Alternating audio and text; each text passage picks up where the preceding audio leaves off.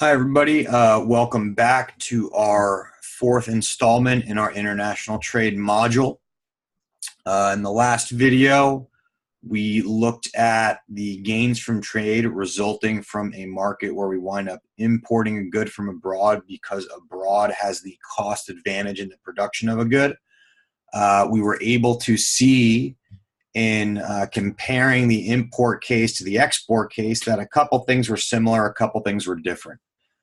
In both cases of opening up to free trade relative to that autarkic equilibrium where the economy was closed off from any other external trading partners, whether or not we were importing or exporting, in both cases, the economic pie wound up increasing. However, who those gains were allocated to were not the same in each case. In the case of the soybean market in the left side diagram here, the gains from trade were primarily accrued by the sellers, the producers, at the expense of the buyers now facing a higher world price of $6 per bushel of soybeans. However, in the market for flat screen TVs, where the world price was much lower than the domestic autarkic price at $1,500, okay, the domestic country wound up being an importer of these goods. And in this particular case, most of the gains from trade are appropriated by the buyers. The buyers gain because they're buying cheaper things from abroad. That increases their consumer surplus at the expense of the sellers now, who have to compete with lower priced foreign products. Okay, so just to kind of conclude about comparing these two cases, the first case we saw was where we were in an export market, implying that the domestic autarkic price was less than the world price. This was a situation where the domestic country had the cost advantage. Consumers were worse off opening up to free trade, but producers were better off. The total economic pie we saw increased because the gains to the producers from opening up to free trade offset the loss to the consumers.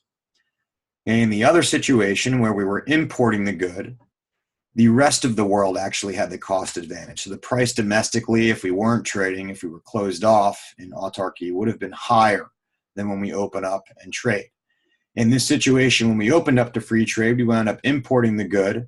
Consumers benefited from cost reduction, so their piece of economic pie increased, and producers were worse off as a result of having to compete with lower foreign prices. Okay. Again, in the import case, the gain to the consumers offset the loss to the producers. So analytically, we have a very strong result that in both cases, the total surplus increases when we open up to free trade, despite the fact that not every agent's piece of economic pie gets bigger. Some gets bigger, some get smaller. But what we can conclude is that the dollar value gains to the winners exceed the dollar value losses to the losers in surplus measurement. Okay, so the pie gets bigger, but some people's pieces get smaller while others get larger. Okay, so there's winners and losers.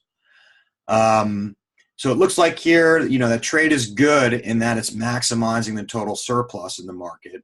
But there are also other benefits of opening up to international trade that our model doesn't capture. So we're capturing here the dollar value surplus from a trade and measuring the economic pie, which in reality is just a dollar measure of the gains to the buyers and the sellers from that transaction. However, if we engage in international trade, there's other values implicit in trading with other countries above and beyond just the dollar value gains to the buyers and the sellers. For example, consumers enjoy increased variety of goods when we trade abroad. Okay, and unfortunately, our demand and supply model does not capture the value of increased variety. That doesn't show up in the demand curve for a particular good. Okay, similarly, when we open up to trade with international trading partners, producers tend to increase their scale of production when they face a much larger international demand. As a result, producers may face economies of scale and actually become slightly more efficient at achieving a lower unit cost at a larger scale of output. The other benefit that we could get on the production side from opening up to free trade with other countries is that now sellers will face more competition, meaning we'll get some dilution of whatever market power may be currently concentrated in the industry. And we will see later when we analyze market power how too much market power shrinks the economic pie and reduces total surplus. Last but not least, when you open up to trade, you enhance the flow of ideas. You're interacting with new people with different backgrounds, different ethnicities, different social status, and this facilitates the spread of technology and ideas worldwide. And now, despite that, there is quite a bit of opposition from trade. Okay, keep in mind, one of the 10 ideas, those key ideas we saw from week 1 was that trade can make everybody better off. The caveat being that the trade was voluntary, that we didn't force anybody or encourage any trade that people wouldn't have wanted to go through on their own. Okay, so we're seeing in this context of our competitive market model of an open economy, a small open economy market, that trade can make everyone better off in the following sense, in the sense that the economic pie gets bigger. However, we saw in the last 2 videos, upon closer inspection, that the equity picture was a little bit more complicated. Yes, the pie got bigger, but some agents' pieces got smaller. Okay, so when we say everyone was better off, we mean that in the sense that the total pie got bigger, but the reality is some agents were worse off.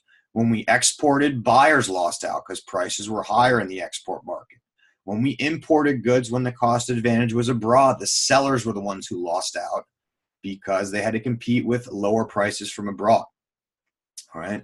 So when we do open up to free trade in both the export and import markets, total surplus does increase relative to the autarkic equilibrium level of surplus. So again, despite the economic pie getting bigger, not every single agent's piece got bigger. The gains to the winners wound up offsetting the losses to the losers. In fact, the winners could compensate the losers. We could do some sort of wealth transfer there, and the winners would still come out ahead.